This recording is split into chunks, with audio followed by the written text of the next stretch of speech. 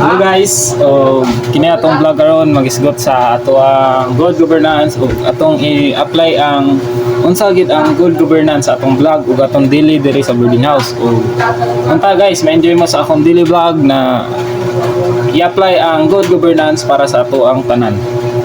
Let's go. Bye-bye.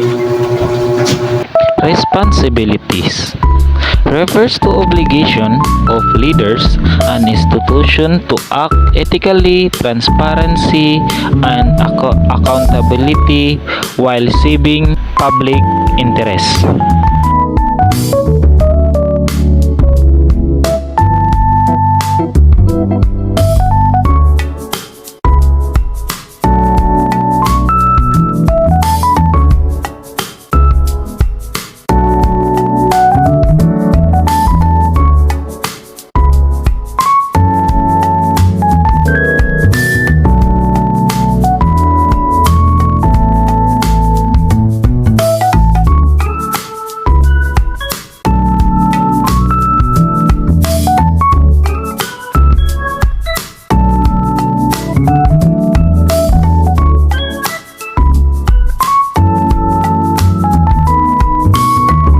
Sustainabilities refer to integration of environmental, social, and economic priorities into institutional frameworks to achieve long-term societal well-being and ecological balance.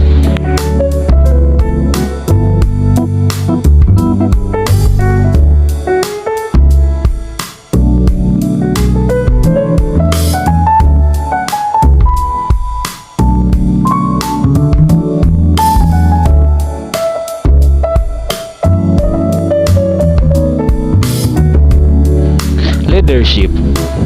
True leadership conveys confidence, integrity, and vision. Effective leaders inspire trust through transparency, motivate teams during challenge, and make decision balance short-term needs with long-term goals.